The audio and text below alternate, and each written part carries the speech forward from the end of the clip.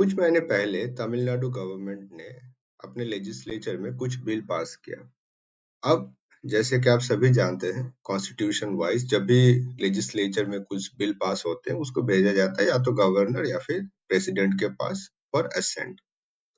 अब प्रेसिडेंट के पास 3 ऑप्शन होते हैं उस समय, या तो उसको असेंट दे मतलब अप्रूव करे, या तो उसको रिजर्व करके रखे फॉर प्रेसिडेंट, मतलब अगर उन्हें कुछ लगता है कि कुछ इश्यूज है जो प्रेसिडेंट को देखना पड़ेगा, तो प्रेसिडेंट के पास वो भेजते हैं, या फिर वो खुद से ही लेजिस्लेचर को वो बिल वापस भेज सकते हैं फॉर रिकंसिडरेशन। अगर उनको ही लगा कि नहीं, छोटा मोटा एरर है, और वो खुद ही डिसीजन लेके लेजिस्लेचर को भेज देते हैं कि ये चीज करके आप दो, या फिर इसको आप रिकंसिडर करो।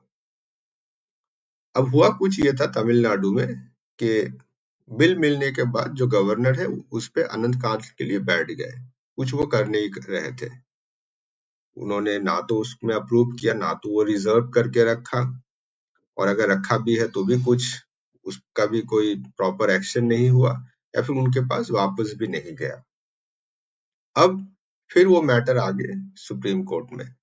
सुप्रीम कोर्ट में एक टाइमलाइन वहां पे बांध के दिया कि देखिए, आप लोग ऐसे बिल के ऊपर बैठे नहीं रह सकते indefinite for indefinite amount of period, आपको कुछ डिसीजन लेना है। And then there was a specific time period. अब ये चीज फिर प्रेसिडेंट को अच्छा नहीं लगा। प्रेसिडेंट ने एक रेफरेंस इशू किया। बेसिकली उन्होंने 14 क्वेश्चन बना के सुप्रीम कोर्ट को भेजे। अब इस वीडियो में हम लोग वही देखेंगे कि वो 14 क्वेश्चन क्या है। देखिए, बेसिकली ये जो क्वेश्चन भेजा गया, ये इसलिए भेजा गया बिकॉज इन अ वे ये जो डिसीजन था, द डिसीजन, और पॉलिटिकली अगर आप समझते हैं तो it was a kind of supreme court directing legislature, because जो गवर्नर होते हैं या फिर जो प्रेसिडेंट होते हैं, वो काम करते हैं under the direction of council of ministers. इनके अपने कुछ माइंड नहीं होते, जो इनको कहा जाता है ये वही करते हैं। तो इनको अगर आप कुछ करने के लिए कहते हैं प्रेसिडेंट को, तो बेसिकली आप पॉलिटिशियंस को ही कह रहे हैं। अब ये बात डेफिनेटली उनको अच्छा नहीं लगेगा, बिकॉज हमारे देश के जो पॉलिटिशियंस है वो भगवान है, और वो किसी से ऑर्डर लेना पसंद नहीं करते। तो उन्होंने फिर से प्रेसिडेंट के द्वारा 14 क्वेश्चनियर बना के भेज दिया, ताकि सुप्रीम कोर्ट इसका जवाब दे। अब सुप्रीम कोर्ट ने जवाब दिया भी है, तो इस वीडियो में उसी को देखेंगे, क्या वो 14 क्वेश्चंस क्या था, और इसके जवाब समरी मैनर में I'll try and communicate कि सुप्रीम कोर्ट ने क्या जवाब दिया, बिकॉज ये ऑलमोस्ट 500 पेजेस लॉन्ग है। सो I have read it to certain degree, to some extent. So I'll share my take on that. So the first question: what is the constitutional option before a governor when a bill is presented under Article 200? Under Article 200, governor के पास bill आते हैं जो उनमें उनको action लेना होता है। तो यहाँ पे पूछ रहा है कि उनके पास क्या क्या ऑप्शन है। जैसे कि कहा पहले, 3 ही ऑप्शन है, या तो उसको असेंट दे दे मतलब पास कर दे, या तो रिजर्व रखे प्रेसिडेंट के लिए, और नहीं तो उसको रिकंसिडर के लिए लेजिस्लेचर को ही फिर से भेज दे। ये 3 ऑप्शन है, और यहाँ पे सुप्रीम कोर्ट ने भी वही कहा है। Is the governor bound by aid and advice tendered by Council of Ministers while exercising all the options available to him under Article 200? यहाँ पे पूछ रहा है कि अंडर आर्टिकल 200 जो बिल गवर्नर को पास करना है, क्या जो एडवाइस उन्हें मिल रहा है काउंसिल ऑफ मिनिस्टर से, इसको समझने के लिए आपको समझना पड़ेगा, जो चाहे ये गवर्नर हो या प्रेसिडेंट हो, ये इनके अपने कुछ दिमाग नहीं है। जैसे कि मैंने कहा, इनके पीछे पॉलिटिशियन सब खड़े रहते हैं, वो जो कहते हैं ये लोग वही करते हैं। तो यहाँ पे भी वही सवाल पूछ रहा है कि वो बाउंड है या नहीं। हालांकि एक पर्टिकुलर सिनेरियो जहां पे आप कह सकते हैं एक तरह से एक्सेप्शन है, कि इस तरह के मैटर में जो बिल पास करने का मैटर है, तो अटॉर्नी जनरल जिन्होंने यूनियन ऑफ इंडिया के तरफ से आर्गू किया है, उन्होंने कहा है yes, there is a certain amount of discretion when it comes to passing a bill. Only in this particular. Now what all other circumstances जहां पे प्रेसिडेंट या गवर्नर का डिस्क्रिशन है, उसका कोई जवाब नहीं है अभी। Next question, is the exercise of constitutional discretion by governor under justifiable? हाँ, it is justifiable, but it has to be within the boundary. Boundary in the sense उनका डिस्क्रिशन ये नहीं हो सकता कि मैं इस बिल के ऊपर साल भर में बैठा रहूं, कोई एक्शन ना लूं। एज अ डिस्क्रिशन नहीं हो सकता, he has to take a stand. Fourth question, is the Article 361 of the Constitution of India an absolute bar to judicial review for action under Article 200? यहाँ पे बेसिकली पूछ रहा है अच्छा, आर्टिकल 361 क्या है? देखिए, आर्टिकल 361 ये है कि जो आपके एक प्रेसिडेंट या गवर्नर का जो एक्शन होता है, सुप्रीम कोर्ट उस पर सवाल नहीं उठा सकता। तो ये पूछ रहा है कि आर्टिकल 361 में जो रेस्ट्रिक्शन है, क्या ये आर्टिकल 200 पे लागू होता है या नहीं? सुप्रीम कोर्ट ने इसका जवाब बहुत पॉलिटिकल, मतलब पॉलिटिशियन की तरह दिया है। उन्होंने कहा है कि हाँ और ना दोनों ही। In a sense definitely under article 361 हम लोग सवाल नहीं पूछ सकते, बट इसका मतलब ये नहीं है कि आप सेम चीज कि आप कोई बिल पे इंडेफिनिट पीरियड के लिए बैठे रहो।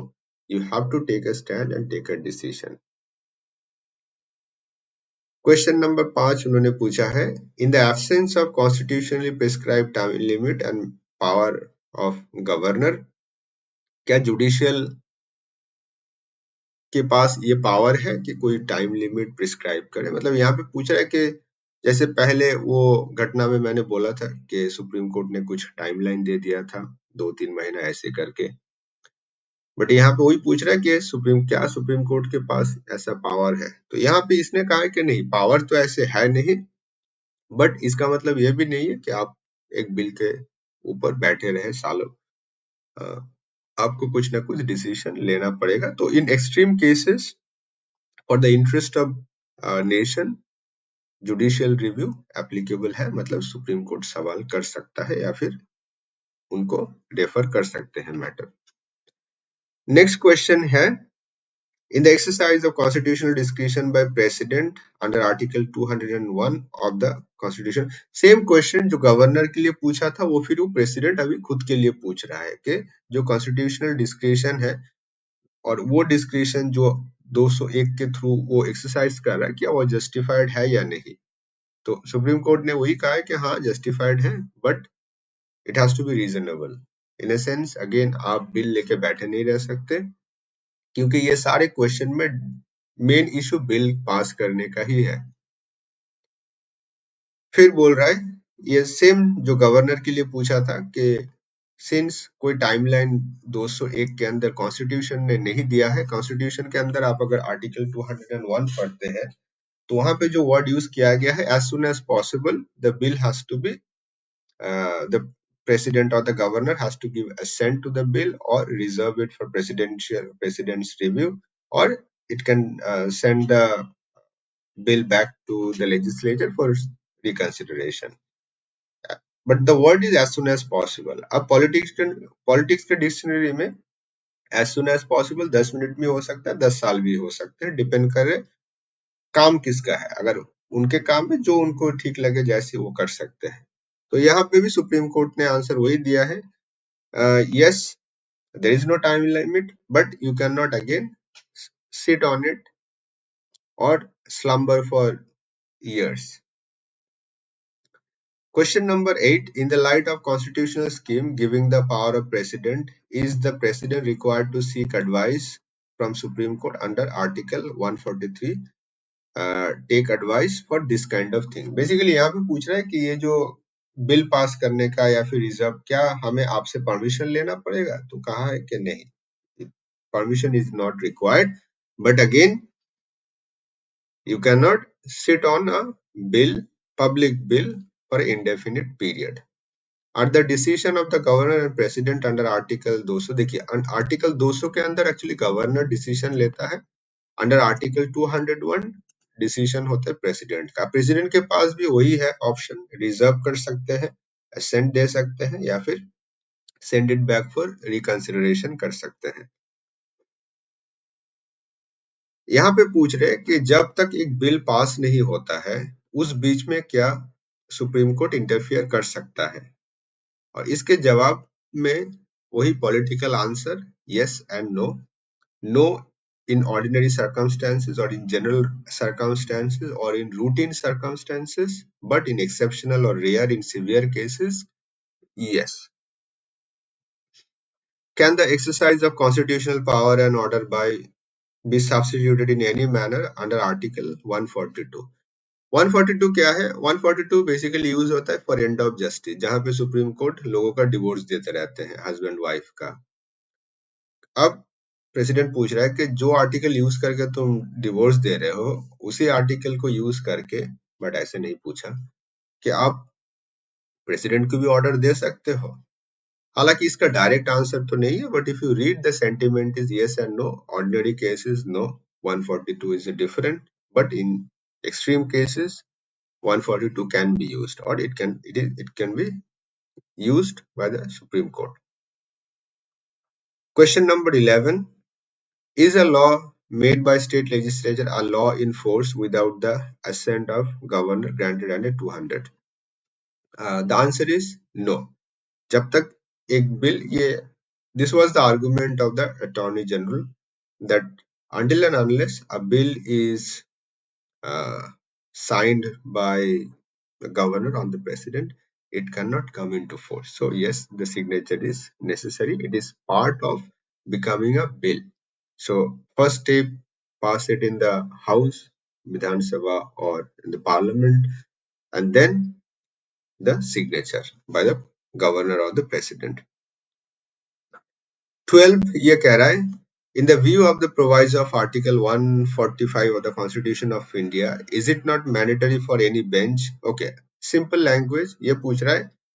देखिए आर्टिकल 145 ये कहता है कि कोई भी कॉन्स्टिट्यूशनल अगर क्वेश्चन है, जैसे कि आप लोग जानते हैं कॉन्स्टिट्यूशनल बेंच में 5 जजेस रहते हैं, तो अगर सवाल भी कॉन्स्टिट्यूशनल है, क्वेश्चन ऑफ लॉ है, देन 2 जज 3 जज इनको नहीं सुन सकते, it has to be full bench, means 5 जजेस। तो जो जजमेंट पहले पास हुआ था वो एक्चुअली था डिवीजन बेंच, मतलब 2 जजेस थे जिन्होंने वो टाइमलाइन प्रिस्क्राइब किया था।